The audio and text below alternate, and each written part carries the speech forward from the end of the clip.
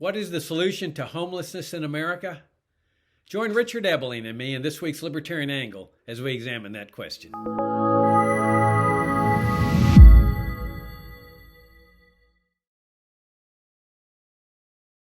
Hi, I'm Jacob Hornberger, president of the Future of Freedom Foundation, and this is this week's Libertarian Angle. The show that y'all know brings you the principled and compromising case for the libertarian philosophy. We've done that for some 34 years now. I'm joined by my co-host, who was with me when I started FFF 34 years ago, Richard Ebeling, professor of economics at the Citadel, taking life easy here at the summer. Richard, good to see you again. Good to see you and to be with our viewers and listeners. Yeah, Richard, I bet you there's a lot of people that envy your profession where you just get 3 months of paid vacation. I mean, it's just awesome just to be able to sit around and get paid to do nothing.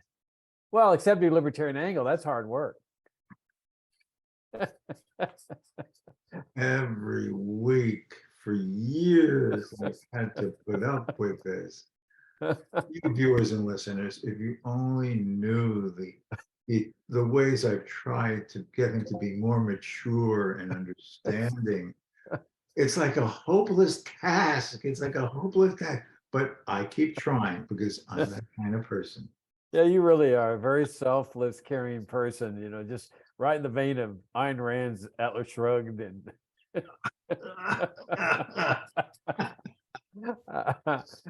all right, Richard, let's talk about a problem that some cities across America are facing, have long been facing, and others not, interestingly enough.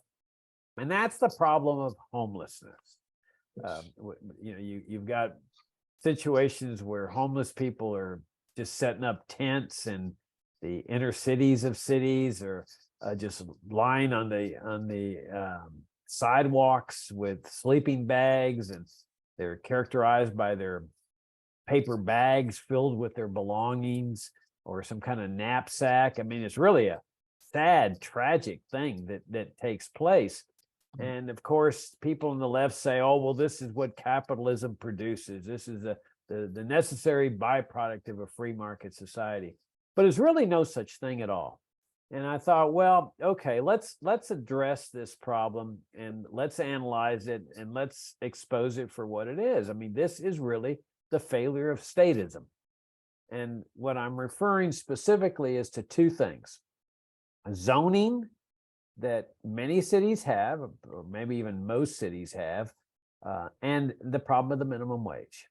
And let's analyze it in that context. When cities adopt zoning laws, it's not like a subdivision where a developer buys a huge tract of land and he subdivides that tract of land and he has certain restrictions on the size of the houses that are built. I don't have any problem with that. That's private property being developed in accordance with the owner's wishes. But what they do with zoning is really a socialist plan. I mean, it's central planning over an entire community where there aren't none of these subdivision restrictions. These are restrictions that are being imposed on an entire geographic area of that city by the zoning board or the city council or the county commissioner's court or whatever, saying, we're going to plan the development of this particular community. And as part of this process over the years and over the decades, what they really wanted to do was get rid of what they call blight, get rid of the poor people in those areas, the poor neighborhoods, in order to raise the values of everyone else. For example, a classic example of this is that people didn't want a mobile home park being put next to their home, and so they just zoned these things out. Well, the problem with what they did is that they effectively precluded low-cost housing in those cities or those communities. I mean, what were the poor supposed to do when they can't buy low-cost housing? And so you lock them out of the ability to have a trailer, a mobile home, or a very low-cost apartment, whatever, because the zoning laws, the central planners have prevented them from doing that. And then aggravating the situation are minimum wage laws in many of these states, as well as the federal minimum wage. where these poor people are prohibited from getting a job at a wage lower than the minimum. So you've got this double whammy effect. You're not enabling them to work at a lower wage than the artificially imposed minimum, so they can't accumulate a nest egg to, get the money necessary to move into a nice apartment complex or a down payment on a house. And then you're zoning them out of any low-cost housing. So it's a double whammy that is producing the homelessness. What do you think, Richard? Well, just to start by sort of amplifying something you said, that zoning is a form of planning. There's two types of planning aspects to zoning laws. One is the arrogance and the hubris of the urban planners themselves, those who view themselves as architects of designing the structure, the location, the patterns of cities. This is where we decide residential areas should be. This is where we decide manufacturing and industrial places should be. This is where shopping and entertainment should be. This is et cetera, et cetera, et cetera, et cetera. This is basically saying that we're going to determine how the society shall be allowed to evolve and develop. In other words, we're straitjacketing the locations where people can live, work, shop, and have forms of entertainment. And therefore, this totally precludes the spontaneity. This totally precludes the spontaneity of how cities historically had developed. One of the great figures and writers on matters of cities, their evolution, their development, the effects of government, was a woman named Jane Jacobs, who wrote a whole series of books. She's hailed as a major writer and thinker on these things, certainly by pro-market people, but even some people on the left, because of her senses of how societies came to represent the structures, the patterns, the subcultures, the varieties of people, and then, if you will, inclusiveness and diversity, without necessarily the connotations that these terms have today. And that cities would just evolve, but where the roads should be, where the streets should be, what kind of housing should be there, the ability of people to live and work in the same location. I grew up in New York City, and there are, in many parts of New York, it developed originally before modern zoning laws, or before they really developed very much. And so you'd have retail stores and shops on the ground floor and apartments on the upper levels of these stores. That was very common throughout New York. It is still, if you look at most of New York, though most of it now has been affected by zoning. But the thing is, this made for a community of people of different backgrounds, different income levels, different needs. The crime of cities was less, because you'd have people living in these shopping areas who would look out their front window and see what kids in the neighborhood were doing. And since their kids and everyone else's kids were in the same block community, if kids acted in ways that we would consider inappropriate in some manner, I'm going to tell your mother because I talked to her over the clothesline in the next building. Now, that's, being humorous, but that's the kind of environment it was. But now, when everything is sort of hermetically sealed off, basically you dehumanize the interactiveness of cities in this way. It also means, in the way that you're bringing out, and this was the other element of planning that I wanted to highlight, not merely the planning of the general social engineer who has this vision of how he thinks society and community should be shaped, designed, patterned, structured, but the other type of planning, and that is those who want, as you were alluding to, with some people don't want a trailer park next to them. Those people who want to plan the community to serve their own special self-interests. You see this with zoning variances. The general zoning law would say X, but there's someone who wants to do something with their house, or to build a business or a factory, or any other type of thing, and they get a variance basically by influencing those on the zoning commission who pass the rules and regulations on what can be built and where and how. So now you have the special interest planning where it's meant to see, I get to build in some area where others are not allowed to build, or I will pressure the zoning committee to not allow rivals or competitors to come in, or to have different types of structures and uses of land surrounding mine that I would not like, or I would feel uncomfortable, or might even negatively affect my property value, since I'm supposed to be guaranteed my property value by those who have zoned it in my way rather than some others. Now, when you combine these types of things, we start having the kind of effects that you highlighted in your discussion of how it affects the poor. Uh, Major areas of Detroit, of Chicago, were rezoned to get rid of this sort of urban blight. Entire neighborhoods were just leveled, either for different residential housing uh, of a higher income type, or for highways, or to build up in shopping areas. And all this meant that people who had lived there, either owning or renting, were basically thrown out of their places of residence and told, you're going to have to live someplace else. Or there'd be a promise of those awful and disgusting and what has become crime-ridden public housing projects of like 8, 10, 12 stories high. And some got into those and some did not. But all of this has generated this. Now, where is the greatest homeless problem in the United States in terms of a state? California. It has become it has become invidious in places like San Francisco and Los Angeles. And why? Because the toughest zoning and land use regulations are there. No, we're not going to allow development of houses, either single family or multifamily or high rise. No, no, we have to preserve the environment. The coastline can't be touched. This is a wetlands area. This is a nice desert view.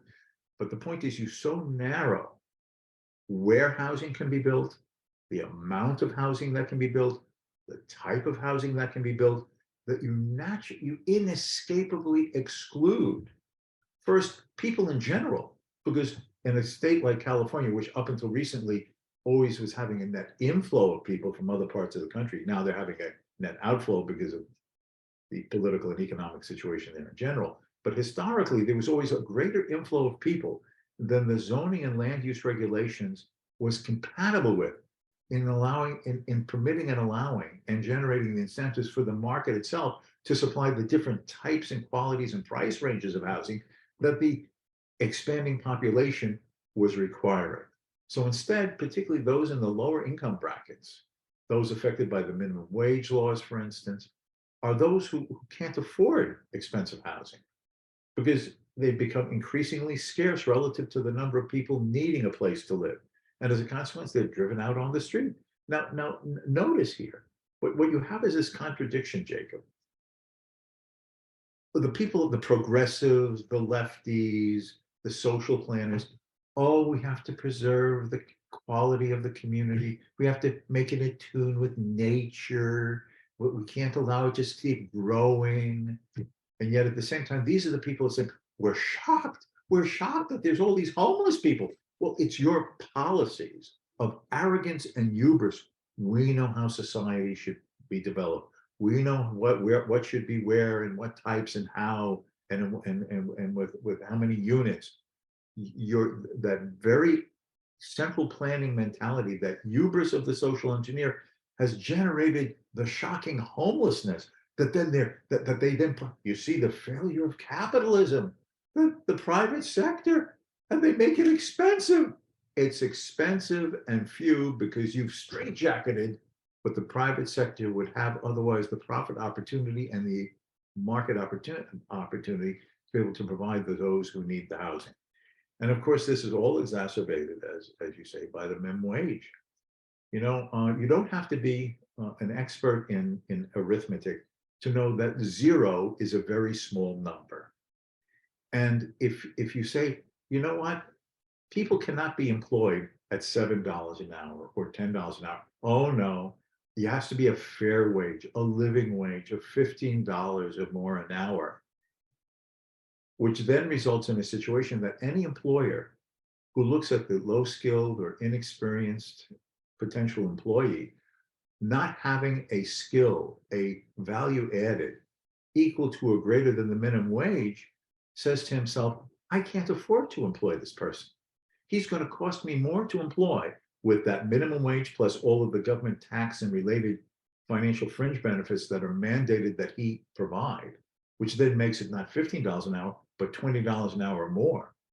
He doesn't employ these people. So those people even have less income, maybe zero income. So how are they going to afford any kind of housing?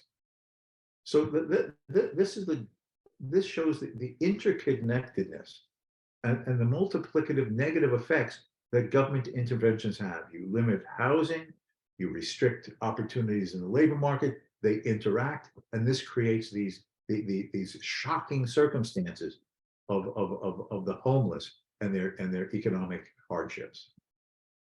Yeah, you've raised a lot of good points. And of course, the people on the left don't never want to acknowledge that it's their interventionism that is the problem here. They say, judge us by our good intentions. We're trying to help the poor and help the cities and trying to improve things. Well, good intentions don't matter. It's what are the results of your actions? And I'm glad you mentioned Jane Jacobs. I mean, Jacobs was heroic. I mean, just this heroic woman. I'm not sure, but I think she didn't even have a college degree. I could be mistaken on that, but she just was taking on all these giants in the political world, the academic world, and her arguments were just destroying them. I think one of her most famous books is The Life of Cities, something like that. Life and Death of Cities. Life and Death of Cities. And if I remember the title. And as you point out, she was pointing out that in these poor neighborhoods, there was a cohesiveness. People got along, everybody knew each other. And yeah, they were very poor houses in terms of the quality and the expense. But nonetheless, these were neighborhoods and people would work hard to save the money to get out of those neighborhoods. They were like starter neighborhoods, or to get their children out of those neighborhoods. And one of her biggest opponents was a guy named Robert Moses there in New York. Robert Cairo, the writer who's authored this long series on Lyndon Johnson, his first book was called The Power Broker. It's a fantastic book. And it's a biography of Robert Moses and what Moses did to destroy these cohesive neighborhoods in the name of making things better. I mean, this was Richard, and when you and I were kids in the 50s, this is what they called urban renewal, where they were just destroying large portions of a city, the poor areas, to renew the community, throwing all these poor people out into the streets. And then they wonder, why do we have a homeless problem?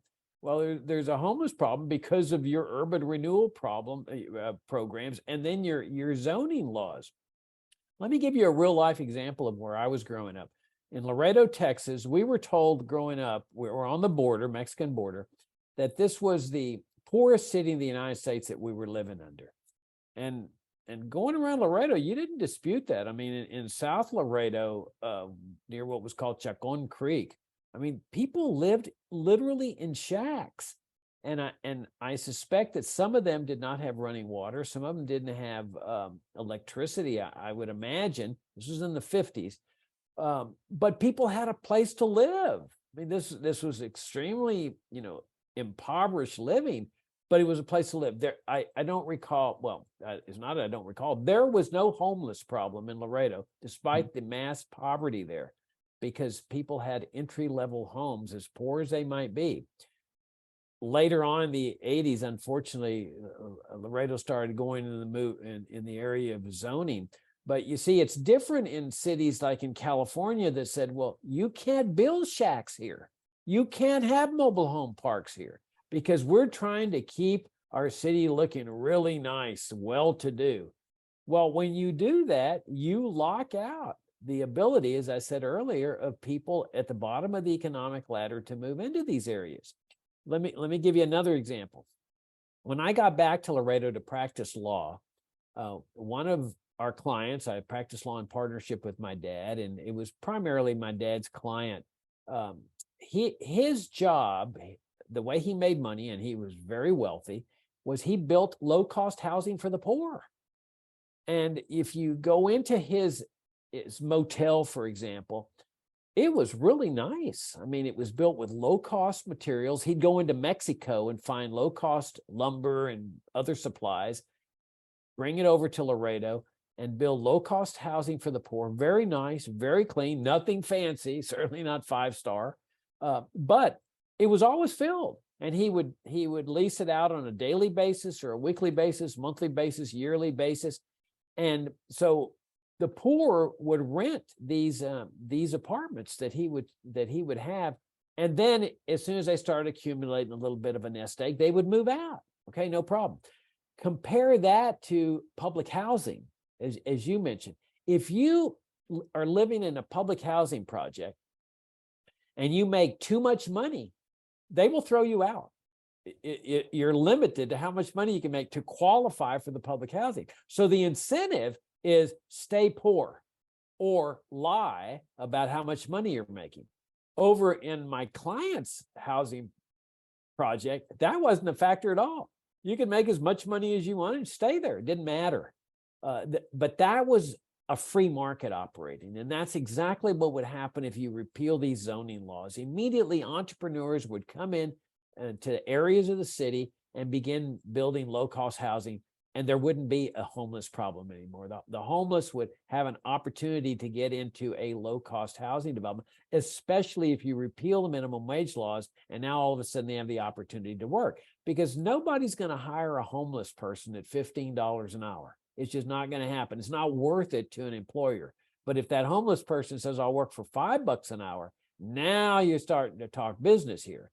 And so the real solution here is right there in front of us. It's just that people don't want it to happen because, oh no, I don't want low-cost housing next to my house. Well, such being the case, then move into a private development out in the suburbs that precludes that sort of thing. But don't go to the force of the state to say, I want you to accomplish this same thing here inside the city. I want you to do what the private developers are doing out in the suburbs.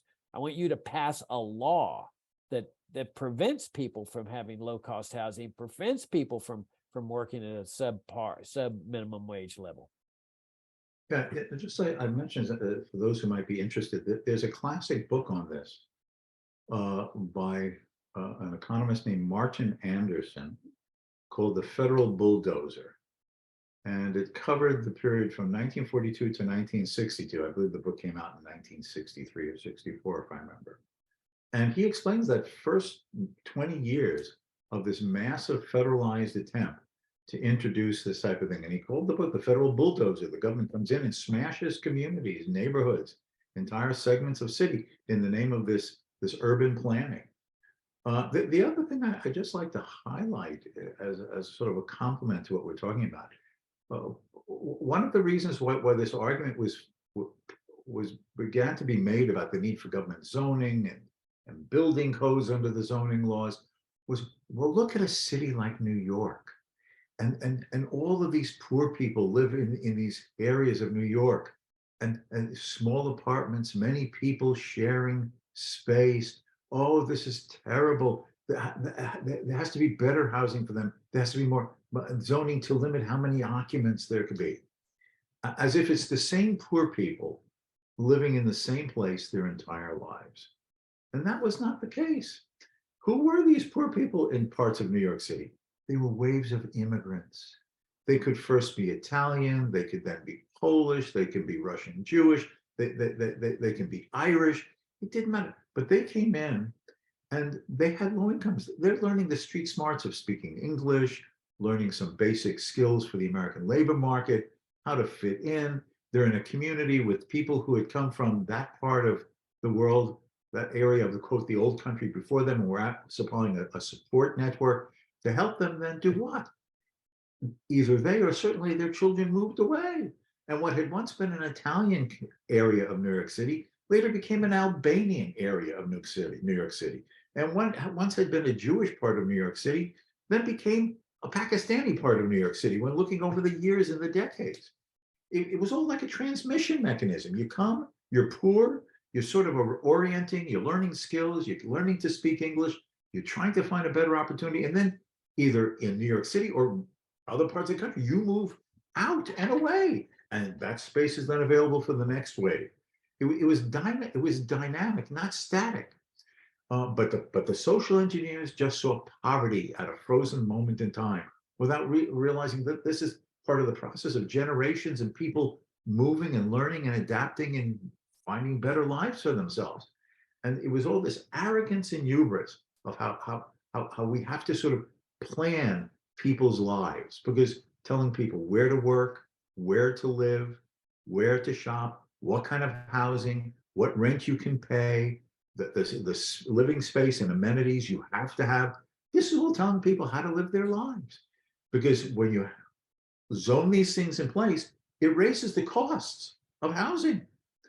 The minimum space, the facilities, the number of amenities in the building, and so on and so forth, that raises the costs. And therefore, then it becomes necessary for more people, whether legally or not, to share the space to pool the expense of living. But then that exacerbates the very housing crowdedness that you were concerned about, or you just create homelessness. So these are just thank you, Siri. Oh, the web is telling me about homeless people. Thank you, Siri. Thank you. AI is dominating my life, even on my iWatch.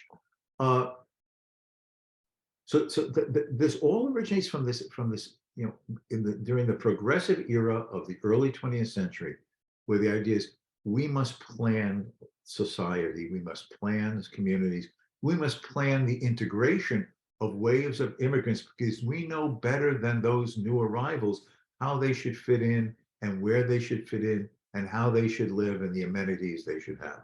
It's the social engineering mentality that has pervaded us, and increasingly for well over a century now. Yeah, it's what Hayek called the fatal conceit of the planner, that he thinks he's going to plan something this complex, and it's just not going to happen, not without adverse consequences. And, you know, Richard, you mentioned these exceptions that they apply for when they also have these certificates of need that they determine whether, you know, a business says, well, I want to establish a gas station there on that corner. Well, that's not really necessary because we already have a gas station on that corner. And so we're going to deny your application. Well, if you look at a market in a city, you got 4 gas stations on a corner, all competing against each other. But the planner looks at this and says, oh, what a waste this is. I think I also should point out that we almost ended up without zoning all across the United States, because zoning came before the U.S. Supreme Court, the constitutionality of it under the 14th Amendment, because you're obviously denying people of property and liberty without due process of law with zoning. And it was a close decision. It was a case called Euclid versus Ambler. And if I'm not mistaken, I'm almost certain it was a 5-4 decision. And one of the justices surprised everybody in the majority, because he usually voted with the principles of economic liberty, but for some reason he shifted over on zoning. So it was that close. If they had declared zoning unconstitutional, we wouldn't have it anywhere. And let me emphasize, there would be no zoning problem. I mean, homelessness problem, if we got rid of zoning along with the minimum wage. And that's the solution right now, Richard. All these communities that are bemoaning the homeless problem, eliminate your zoning and see the problem go away. Absolutely. Again, once and always, what is the answer to our social problems? Allowing people to manage and control peacefully and voluntarily their own lives with others in free association, and allow markets to work. There is, in spite of the poo-poo and the sarcasm and the little sneers, there is Adam Smith's invisible hand. Allow individuals to pursue their own self-interest in peaceful and honest ways, in a system of voluntary exchange and division of labor, and everyone in their own self-interest must act in ways to improve their own circumstances that mutually benefit those with whom they want to trade. And that includes housing and employment. All right. On that excellent insight, we will wrap things up. If you're new to FFF, come visit us at fff.org for 34 years of principled arguments on liberty, and subscribe to our FFF Daily, which we have strived to make, I don't know, 20 years now, the finest libertarian commentary page on the internet, and to our monthly journal, Future of Freedom, to our YouTube channel where we've got great videos. And in fact, I'm doing this series right now. This is the 60th anniversary of the JFK assassination this year. So I'm up to now part 10 or 11, getting a lot of nice feedback. Thank you for that feedback. And on that note, Richard, we'll wrap things up. I greatly enjoyed the conversation. I'm sorry that I chided you for your nice, easy life as a professor. I'm feeling very guilty about that, but I look forward to talking to you next week. Until next time.